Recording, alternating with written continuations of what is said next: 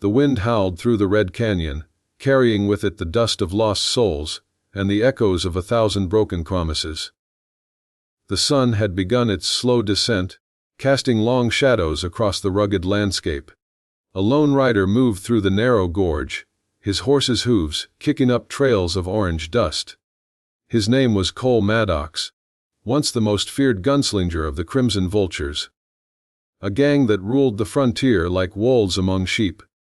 Cole wasn't riding for gold today. He wasn't chasing bounty or blood. He was running from something deeper, darker. The kind of guilt that seeps into a man's bones and never lets him rest. The canyon walls rose around him like ancient sentinels. He could feel the temperature drop, the air thick with silence.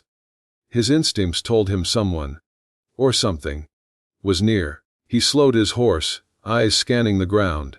And then, he saw it. A scrap of fabric tangled in the thorns beside the trail. Torn linen, pale and stained with dirt and blood. Cole dismounted, boots crunching over gravel. The fabric was soft. Women's clothing. He looked around, and just beyond a cluster of rocks, he noticed a faint trail. Footprints, small and uneven, dragging like someone hurt. He followed them, step by step, deeper into the canyon's throat. And then he saw her. She was lying against the canyon wall, half hidden behind the brush. Her clothes were ripped, her hair tangled with dust and twigs. She looked young, barely in her 20s. Her face bruised and pale under the fading light. One bare foot was scraped and bleeding. Her chest rose and fell weakly, each breath a fight. Cole froze. In all his years among killers and thieves, he'd never seen something that made his heart stop like this. Not because she was beautiful. Though even beneath the dirt and blood, there was something striking about her. But because she looked utterly lost, like a bird with broken wings, trapped in a storm. He knelt beside her, checking for signs of life. Her pulse fluttered like a frightened sparrow. Whoever she was, she'd been through hell. Cole glanced around again, senses sharp. The canyon was silent, too silent, no sign of her attackers, no horses. No campfire smoke, just the fading sun and the whisper of the wind. He couldn't leave her there. Not in this place. He lifted her carefully, feeling how light she was, how fragile. His horse snorted softly, uneasy. Cole murmured under his breath. Not words, just the sound of comfort. As he laid her across the saddle in front of him. He turned the horse toward the mouth of the canyon. But as he rode out, the guilt clawed back at him. He knew the vultures would be looking for him. He had left them after the Carson Ridge massacre. When the gang had burned a ranch just for refusing to pay. He hadn't been able to stomach it anymore. He'd stolen his share of the loot, left in the night, and never looked back. But the vultures didn't forgive betrayal. Now, he was a marked man. And this girl, whoever she was, had just become part of his story. The ride to his camp was long and silent. The stars began to prick the darkening sky, and the air grew cold. He built a fire at the edge of the creek, laying her beside it. He washed her wounds carefully, wrapping them with strips torn from his own shirt. She stirred once, whispering something he couldn't make out, then drifted back into unconsciousness. Cole leaned back against a rock, staring into the flames. Who was she? A rancher's daughter, a settler's wife. Maybe a runaway from one of those outlaw towns where men like him were born and broken. He thought of the gang, of Slade, the vultures' ruthless leader. If they found him, and found her with him, there'd be no mercy. The vultures didn't just kill traitors. They made examples out of them. But as Cole watched the young woman sleep, something inside him shifted. For the first time in years, he felt a strange kind of peace. Maybe saving her, even if it cost him his life, was the one good thing he could still do in this cursed world.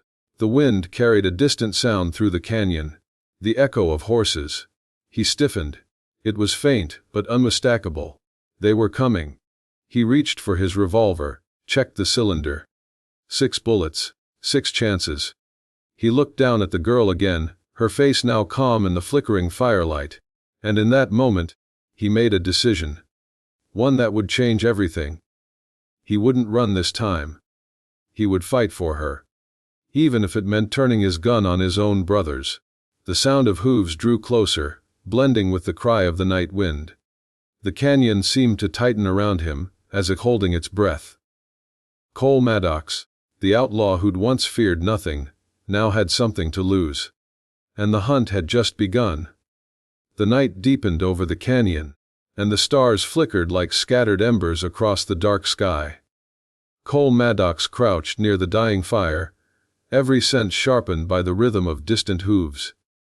His horse shifted uneasily, ears flicking toward the sound. The girl, the stranger he had pulled from the canyon floor, slept restlessly beneath his blanket, her breathing shallow but steady.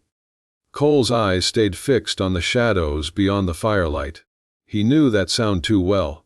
The rolling thunder of hooves belonging to the crimson vultures, his former brothers. Men who once drank beside him, bled beside him, and would now kill him without hesitation. He ran his hand along the barrel of his rifle, feeling the cold steel bite against his palm. There was no way he could outrun them, through the narrow canyon trails. Not with the girl barely clinging to life. He'd have to think like the old Cole. The outlaw who survived ambushes, raids, and bounty hunters. The sound grew louder, closer. Then it faded again, swallowed by the wind. Maybe they were just passing through. Maybe they hadn't found his tracks yet. He told himself that, but he didn't believe it. The girl stirred, a faint whimper escaping her lips. The movement pulled him from his thoughts. He turned toward her. Even in sleep, her body trembled, a shiver that ran through her like fear-made flesh. He adjusted the blanket around her shoulders and stared into the flames, wondering what kind of pain had brought her here. As dawn broke, the canyon began to glow in the light of the rising sun. The fire had burned down to ash. Cole poured a handful of creek water over the embers, then mounted his horse. He lifted the girl carefully, settling her in front of him again. Her head rested limply against his chest as he steered the horse east, toward the ridge and away from the vulture's usual trail. The sun climbed higher, and the canyon gave way to open desert. Jagged cliffs rose in the distance, and vultures circled overhead. The real kind this time, waiting for death to make its move. Cole's eyes kept sweeping the horizon. Every distant dust cloud made his stomach tighten. He rode until the heat pressed against his back, and the girl began to stir again. Her eyes fluttered open for the first time. Wide, frightened, and lost.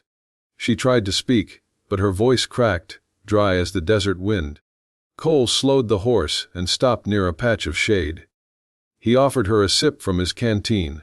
Her hands trembled as she tried to hold it, so he steadied it for her. When she drank, color returned faintly to her face. Her gaze met his, questioning, disoriented. But before she could gather any strength to move, her eyes rolled back, and she slipped into silence once more. Cole looked away, jaw tight. Whoever she was, whatever she'd escaped from, it had nearly destroyed her. And now, because he'd chosen to help her, she had become the center of a storm that was already gathering behind them. By midday, he reached the edge of a small abandoned mining shack. It had been left to rot years ago, just a splintered roof and a rusted stove half buried in dust. But it was shelter. He laid her down inside, built a small fire, and let the warmth fill the space. For the first time, he took a moment to breathe. He thought of the old days. Of campfires and laughter echoing through the desert. Of Slade, the leader who had once called him brother. Cole had followed that man through blood and betrayal. And now, Slade was out there somewhere, hunting him like a wolf. Cole had seen what Slade did to traitors. He could picture it even now, the bodies left hanging along the trails, their faces twisted in warning. If the gang found him, but there'd be no escape. But leaving the girl behind, that wasn't an option anymore. As night crept back across the sky, Cole sat beside the fire again. The girl's breathing had grown steadier, her face less pale. The canyon wind whispered through the cracks in the wood, and he realized he hadn't felt this kind of stillness in years. Then, in the distance, came the faint crack of a rifle. He froze. The sound echoed once, then again, followed by the cry of a crow and the rumble of horses. It wasn't close yet, but it was enough to confirm what he'd feared all along. The vultures had picked up his trail. Cole extinguished the fire instantly, plunging the shack into darkness. He waited, breath held, listening to the rhythm of the night. The girl shifted slightly, murmuring something broken and fearful. Cole glanced at her, then back toward the door. He knew what had to be done. If they reached this shack before dawn, they'd find her. And if they found her, they'd know he had something worth protecting. He gathered his rifle, checked his saddle bag, and stepped into the night. The moonlight bathed the desert in silver, the horizon alive with movement. He could see faint lights, campfires, miles away, scattered across the ridge. They were closing in. He looked back one last time at the shack, where the girl lay beneath the blanket. Something inside him ached. She didn't even know his name, and yet he was ready to risk everything for her. Maybe it wasn't about her at all. Maybe it was about redemption, a final chance to do something right in a life built on wrong. He adjusted his hat, mounted his horse, and rode toward the ridge. He'd lead the vultures away. Give the girl time to recover, time to live. If luck stayed on his side, he could lose them by dawn. But luck, Cole knew, was a fickle friend in the wild. As he disappeared into the night, the wind carried the faint creak of saddles and the murmur of voices on the wind. The vultures were closing fast, and their leader, Slade, was smiling in the dark, certain his old brother had nowhere left to hide. And back in the shack, under the flicker of dying embers, the young woman stirred again. Her eyes opened slowly, searching the shadows, and finding no one there. She was alone. The desert outside whispered with the promise of violence. And somewhere beyond the ridge, Cole Maddox rode into the jaws of the men who had once called him brother. The desert night stretched endlessly, silent except for the rhythmic thud of hooves cutting through the sand. Cole Maddox rode hard beneath the moonlight, his silhouette blending with the shadows of the mesa. Each gust of wind carried the faint scent of smoke, gunpowder, and memory, reminders of a past he could never fully escape. Behind him, far in the distance, the faint glow of campfires marked the crimson vulture's hunt. They were close. Too close. Cole knew their methods. They'd split into groups, 3 on the high ridge, 3 following the canyon floor, and Slade at the center, always one step ahead. The man was a predator, patient and precise, and Cole had once been his right hand. The irony wasn't lost on him. He'd taught them how to track, how to read wind and sand, how to follow a ghost through the wild. Now, that same knowledge was being used to corner him. The moonlight revealed the trail behind him, long, winding and clear. He cursed under his breath, steering the horse toward a rocky incline, where the desert met the bones of the canyon. He needed higher ground, a place to vanish into the cliffs, before dawn betrayed his movements. Hours passed. The stars shifted. His horse trembled beneath the strain. Cole finally reined in near a cluster of jagged rocks that jutted like broken teeth against the horizon. There, he dismounted, leading the animal into a narrow crevice hidden from plain sight. He crouched low, scanning the distance. The fires were still visible, but smaller now, fainter. He'd bought himself time. Maybe a few hours, maybe less. The wind changed.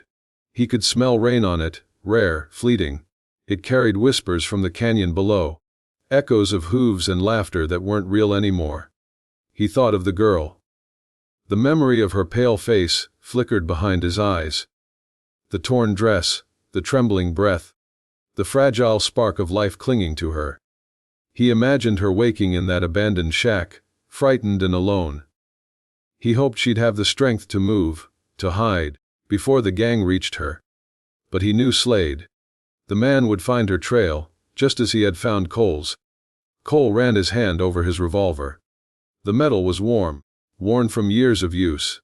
Every notch on it told a story, and most of those stories ended in death. As dawn began to rise, painting the desert in strokes of red and gold, he saw movement on the horizon. Dust, kicked up by riders. They'd found his trail again. Cole mounted up, pressing his heels to the horse's flanks. The beast leapt forward, cutting across the ridge. The riders followed, gunfire cracking in the distance. Bullets tore through the still morning air, shattering rocks beside him. He ducked low, urging his horse faster. The chase thundered across the canyon edge, the world reduced to dust and sound.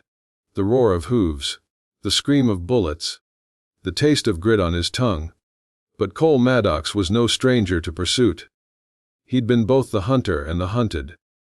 He knew how to make ghosts out of trails. He turned sharply toward a narrow pass, disappearing into a tangle of boulders where only a fool would follow. Behind him, the vultures hesitated. All except one. A rider broke from the group, reckless and wild. Cole recognized the shape instantly. Jeb Tanner, the youngest of the gang, eager to prove himself, too proud to wait for orders. Cole's jaw tightened. Once, he'd taught Jeb how to shoot straight, how to ride without fear. Now, the boy was coming to kill him. Cole dismounted quietly, slapping the horse's flank to send it running deeper into the canyon. He moved to higher ground, crouched behind a ledge. The desert fell silent, save for the echo of Jeb's horse approaching. And then, the sound of hooves stopped. Cole could see him now. Jeb scanning the rocks, pistol drawn, mouth dry with nerves. The sun glinted off his belt buckle, his shadow long and narrow against the canyon wall. The moment stretched thin as wire. A single shot cracked through the morning. Jeb's horse reared, screaming. The boy fell hard, dust rising in a thick cloud. When it cleared, he was still. Cole lowered his rifle, expression unreadable. He hadn't wanted to kill him. But the desert demanded hard choices. And Cole had already made his. The moment he lifted that broken woman out of the canyon, he dragged the body to the shade of a rock, covered it with an old tarp, and took the boy's horse. There was no time for mourning. No time for guilt. The vultures would see the smoke, hear the echo, and come running. By the time they reached the ridge, Cole would be gone. He roared again, pushing through the burning heat of midday. The landscape shifted, red rock to dry scrub to barren salt flats. The air shimmered, heavy with heat and memory. As the sun began its descent once more, Cole spotted something in the distance, faint smoke rising from a familiar ridge. His heart stopped. The shack. He spurred the horse faster, dread clawing at his chest. When he reached the edge of the canyon, he could see it clearly. The door hanging open, the blanket he'd left fluttering in the wind. The girl was gone. The fire pit was cold. The tracks in the sand told the story, small, uncertain footsteps leading away from the cabin, and larger ones following. Slade's men had been here. Cole knelt, tracing the tracks with his fingertips. The girl's footprints veered toward the riverbed. Desperate, stumbling, but the other prints, heavy boot marks, followed close behind. His pulse pounded. The canyon that had once felt vast and lonely now seemed to close in around him, suffocating. She was alive maybe, but not for long. And for the first time in years, Cole Maddox felt something stronger than guilt. Something more dangerous than fear. He felt fury. He mounted the horse again, eyes fixed on the horizon, where the tracks disappeared into the distance. The gang thought they knew him. The man who'd once shared their sins, their spoils, their blood. But they had no idea what kind of man they'd made when they forced him to choose. The desert wind rose, carrying the smell of smoke and rain. Cole rode into it, his figure swallowed by the gathering storm. Behind him, the canyon lay silent, holding its breath for the violence that was about to come. Because now, this wasn't about survival. This was a reckoning. The desert sky darkened as thunder rolled across the horizon. The air grew heavy, thick with the scent of rain and the coming storm. Cole Maddox rode fast, his coat whipping in the wind, his eyes fixed on the trail carved through the sand. The boot prints were still fresh, deep impressions of men who thought they ruled this land. But there, between them, were lighter steps. The girl's. She was alive, still running. Each hoofbeat echoed like a heartbeat against the canyon walls. The wind howled through the ravines, swirling dust and grit into Cole's eyes, but he didn't slow. The storm ahead felt almost alive, a wild, merciless thing, roaring its approval as he rode toward vengeance. He knew Slade would take her alive. The gang leader was cruel, but never wasteful. He'd want answers: who she was, why Cole had risked everything for her, and what she meant to him. Cole clenched his jaw. He didn't even know her name, but that didn't matter anymore. She was his responsibility now. The only thing that tethered him to what was left of his own humanity. The first drops of rain hit his face, cool and sharp. Lightning split the sky, illuminating the vast emptiness of the desert. In the distance, he could see them. Faint figures moving through the storm, 5 riders dragging something behind one of their horses. A tarp. Cole's heart clenched. He spurred his horse forward, closing the distance until the wind carried the faint echo of their voices. Cruel laughter lost in the roar of thunder. He slowed his pace, leading his horse off the trail and into the cover of a dry gully. From there, he watched. The gang had made camp under a cluster of boulders, half sheltered from the rain. Slade was there, unmistakable even in silhouette, broad-shouldered, wearing that black hat that had become his mark. The girl lay near the fire, her wrists bound, her hair matted with rain and dirt. Her face was turned away, but he could see the tremble in her shoulders. She was breathing, alive.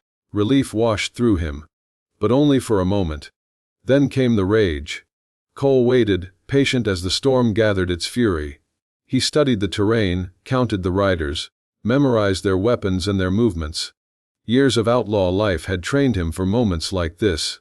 Ambushes, rescues, impossible odds. Only this time, it wasn't for gold or vengeance. It was for her.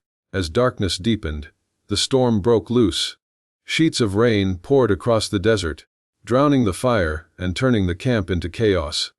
Horses reared, men shouted, lightning split the sky. It was the kind of storm that erased sound and sight. And in that chaos, Cole moved. He crept through the mud and rain, his boots silent against the soaked earth. Thunder masked every step.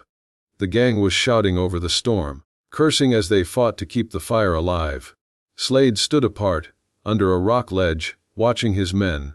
Cole moved closer to the girl. She was weak but conscious, her face pale and wet from the rain. When he reached her, she flinched, but he pressed a hand gently against her arm, steadying her trembling form. Her eyes widened, recognizing him through the blur of rain and shadow. He cut her bindings with his knife and motioned for her to stay low. Together, they crawled toward the cover of a nearby boulder. A flash of lightning revealed movement, one of the vultures turning their way. Cole froze. The man squinted through the rain, suspicion dawning. Before he could shout, Cole's revolver was in his hand. One shot, muffled by thunder, dropped the man where he stood. The others turned instantly, guns drawn, eyes searching the storm. Slade's voice boomed over the chaos, commanding. Cole grabbed the girl's hand and ran, half dragging her through the downpour. Gunfire erupted behind them, sparks lighting the rain like fireflies. Bullets tore through the mud around their feet as they ducked behind a fallen rock. The girl stumbled, gasping. She was too weak to keep up. Cole pulled her close, shielding her from the storm. Lightning illuminated the ridge ahead, a narrow path that climbed toward the canyon's edge. If they could reach it, they might lose the gang in the maze of cliffs. He lifted her into his arms, her weight light as a feather, and began the climb. Behind them, Slade shouted orders. The vultures followed, firing blindly into the storm. The thunder answered each shot, louder and angrier. The rain made the rocks slick, each step a fight against gravity and exhaustion. Cole's breath came in ragged bursts, his muscles burning. The girl's head rested against his shoulder, her body shivering uncontrollably. He slipped once, the mud giving way beneath his boot, and nearly went over the edge. For a moment time stopped. The world seemed to tilt, the roar of wind and rain deafening. Then his grip tightened, and he dragged them both back onto solid ground. When they reached the top, Cole collapsed beside a boulder, chest heaving. The girl's breathing was shallow but steady. He turned, scanning the trail below. Through the curtain of rain, he could see the faint glow of torches. The vultures were still climbing, relentless. Slade's voice carried faintly through the storm, calm, deliberate, certain. He was hunting his prey. Cole looked toward the canyon beyond the ridge. A narrow stretch of land that led into the Badlands, miles of twisted rock and sandstorms. It was their only chance. He lifted the girl again and started moving, his silhouette merging with the rain and the darkness. Every muscle screamed in protest, but he didn't stop. Behind him, the gang climbed higher, closing the distance one ridge at a time. Thunder rolled once more, long and deep, echoing like the growl of some ancient beast. Cole didn't look back. He knew what was coming.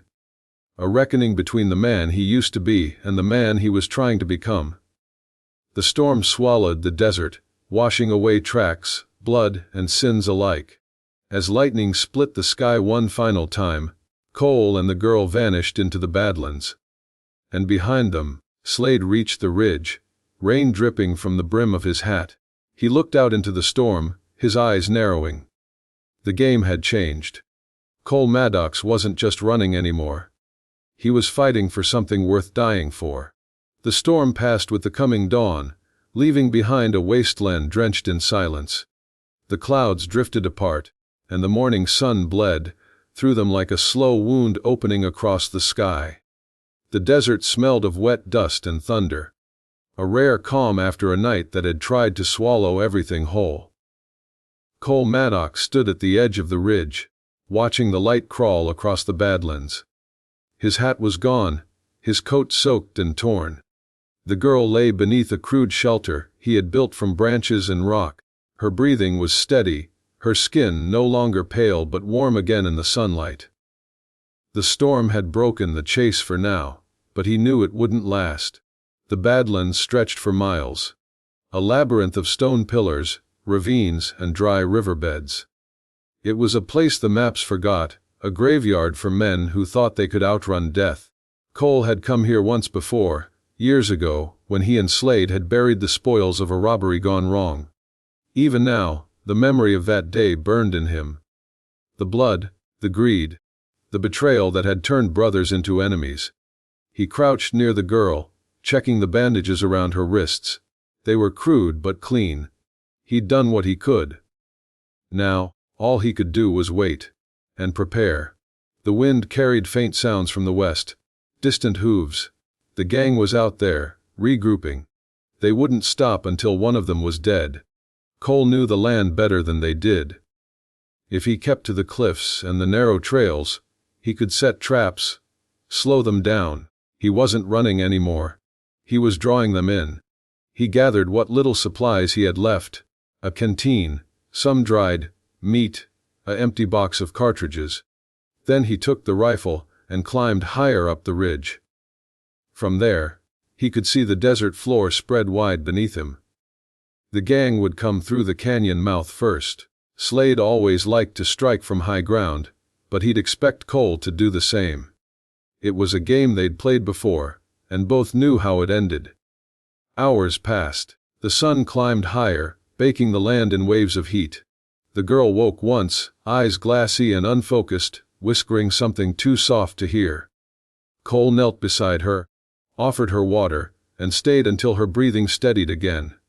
Then he went back to his perch and waited. The stillness broke around noon. A thin trail of dust rose on the horizon. Riders. 4 of them. All that was left of the crimson vultures after the storm and the chase.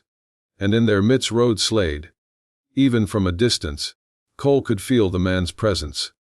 The black hat, the glint of his revolver, the way he sat his horse with quiet certainty. There was no rush in his movements, no hesitation. He knew Cole was here. He wanted it this way. Face to face, the way things had begun. Cole adjusted the rifle, lining up his sights, but his finger hesitated on the trigger. Killing from a distance wasn't justice. Not for this. He watched as the riders spread out, scanning the rocks. They were cautious now, wary of ambush. Cole used that to move unseen along the ridge, circling behind them, one silent step at a time. Below, the girl stirred again. She had woken fully this time, confusion and fear flickering in her eyes. She looked around the camp, then toward the distant figures on horseback. Something inside her seemed to break. She tried to rise but fell to her knees, weak and trembling. Cole saw her movement from above, and saw one of the riders turn toward it. A single shot cracked through the air. The bullet struck the ground near the girl, scattering dust. She flinched, but the shot gave away the rider's position. Cole didn't hesitate this time. His rifle barked once, clean and precise. The man fell from his horse, lifeless before he hit the sand. The others shouted, fanning out in chaos. Cole moved fast, using the ridgeline for cover. Another shot echoed, this time from below. The bullet grazed his arm, spinning him backward. He hit the dirt, pain burning through his shoulder, but he didn't stop. He rolled behind a rock, reloaded, and fired again. Another rider dropped, his horse bolting in panic. The fight stretched across the canyon, gunfire and dust, echoing like thunder. When the smoke cleared, only two figures remained, Slade and Cole. They faced each other across the open sand, two ghosts of the same past. The air between them was heavy with memory. Years of brotherhood twisted into hatred. Cole could see the smirk on Slade's face even from a distance, the look of a man who believed the world still belonged to him. The girl crawled to the edge of the ridge, watching. She didn't know their history, didn't know the blood that tied them. But she could feel the weight of it, the storm between two men who once rode under the same sky. Cole stepped forward, rifle in hand. Slade dismounted, calm as ever, and began walking toward him. The desert held its breath.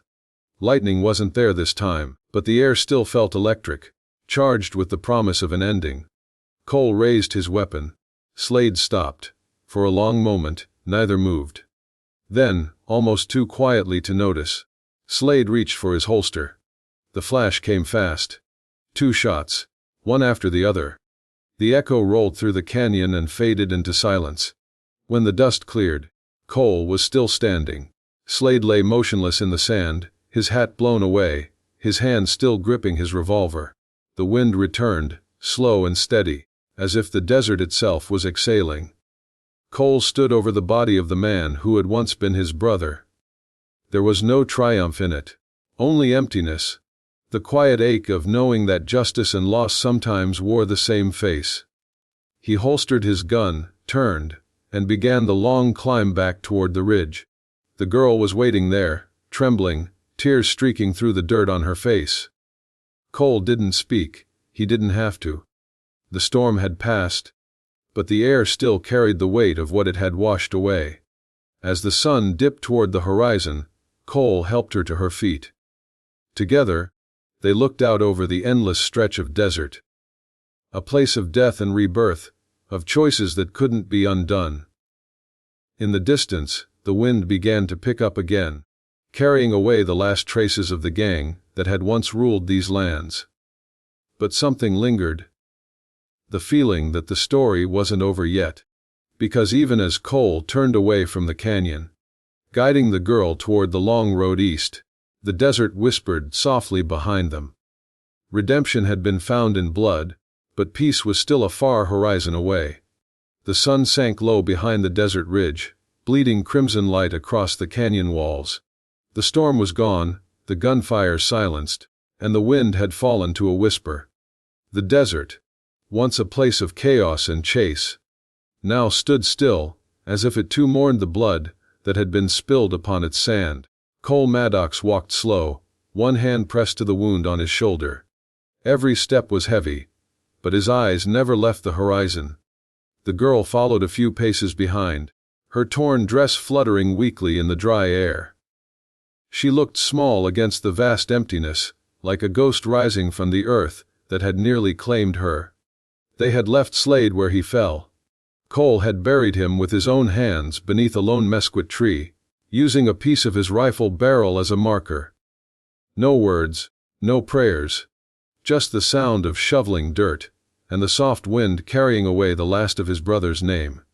Now, as the orange light faded to dusk, Cole guided the girl eastward through the canyon's mouth. He didn't know where the trail led anymore, only that he couldn't go back. The Crimson Vultures were gone, their power broken, their leader buried. There was nothing left for him in the Badlands but ghosts. The girl hadn't spoken since the battle. She walked in silence, her eyes scanning the shadows that gathered along the rocks. There was something about her now, a quiet strength that hadn't been there before. She wasn't the frightened stranger he had found in the canyon. She was someone reborn, shaped by what they had survived together. When they reached the dry riverbed, Cole stopped to rest. The last light clung to the cliffs, casting long shadows that seemed to stretch forever. He sank against a boulder, breathing shallowly, his blood drying dark against his sleeve. The girl knelt beside him, tore a strip from what was left of her dress, and pressed it to the wound. Her hands trembled, but her gaze was steady. As the stars began to appear, the desert grew cold again. Coyotes howled in the distance, a lonely, haunting song that echoed through the canyon walls. Cole knew they needed shelter before night fell. He pointed toward a shallow cave carved into the rock ahead. Inside it was dry and narrow, but enough to keep them safe till morning. The girl gathered dry brush, and soon a small fire crackled between them. The flames painted their faces in shifting amber light. Cole watched her as she sat quietly, her eyes fixed on the fire. There was a story behind her silence, and though she hadn't spoken, he could feel it pressing against the air between them. Outside, the desert wind whispered, faint and low, like the voice of the land itself. It carried memories of the dead, the echoes of men who had lived and died chasing the same dust and gold. Cole listened to it, and for the first time in years, he felt the weight of what he had done. The towns robbed, the lives taken, the trails burned behind him. He wasn't the same man who had ridden with the Crimson Vultures. Something had changed the moment he found her, broken and lost among the rocks. In saving her, he had saved what little of himself still remained human. The girl reached into the pocket of her torn dress and pulled out a small locket, tarnished, but still shining faintly in the firelight. She held it close to her chest, then opened it. Inside, a faded picture, a family, smiling in some far-off memory. Her eyes glistened as she closed it again. She didn't need to speak for Cole to understand. She had lost everything. And somehow, in the ruins of his own world, he had become the one person left to help her start again. The night deepened. Cole's body ached with pain and exhaustion. He leaned back against the stone wall and watched the fire die slowly to embers. For the first time in a long while, he let himself rest without fear of waking to the sound of gunfire. But the desert was never fully quiet. Far in the distance, a storm brewed again. Faint thunder rolling over the horizon. Not the kind that brought rain, but the kind that whispered change. When morning came, the world felt different. The air was cooler, the light soft and pale. Cole woke to the sound of the girl's footsteps outside the cave. She stood on the edge of the ridge, staring out at the endless stretch of land before them. He joined her there, slow and careful. Below, the valley opened into a wide plain, dotted with sagebrush and the thin line of a river glinting in the distance. Civilization lay beyond that. A small town, maybe a day's ride if they could find horses. For the first time in years, Cole thought about what life might look like without a gun on his hip. He thought about working the land, about quiet nights instead of running from the law, about peace. A word that had always sounded like a lie until now. The girl turned toward him, her expression unreadable. Then she looked east again, toward the rising sun. Cole followed her gaze and nodded.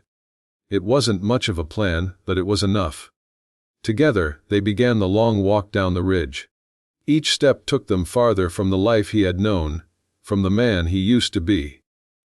The desert around them shimmered in the morning heat, vast and unending. But for the first time, it didn't feel like a prison. It felt like a promise. They reached the base of the canyon by noon. Cole paused one last time, turning to look back at the cliffs. At the place where everything had changed. The wind moved through the rocks like a sigh, and for a moment, he imagined he could still see Slade's shadow watching from the ridge above. But then it was gone, carried away by the dust. He took the girl's hand gently, and they started walking again. Behind them, the canyon fell silent, the grave of the old life he had left behind. Ahead, the open land stretched on, wide and uncertain, but filled with the faint light of something new. The sun climbed higher, bathing them both in gold. The desert wind rose softly, and with it, the faint sound of hope, fragile, but real. Cole Maddox, the outlaw who had once been hunted by every lawman west of the Rockies, had found something worth living for in the most unlikely place. A broken stranger in a torn dress, waiting in the canyon. He had chosen her over the only family he'd ever known, and in doing so, he had chosen redemption. As the two figures disappeared into the shimmering horizon, the desert held its silence, a witness to the end of one story and the beginning of another. The legend of the man who turned his back on blood for love would live on in whispers, told around campfires, carried by travelers, retold in every dusty town from Texas to Nevada. A tale of a gunman who found grace in the canyon, and of the woman who showed him that even the wildest hearts could find peace, if they were brave enough to choose it.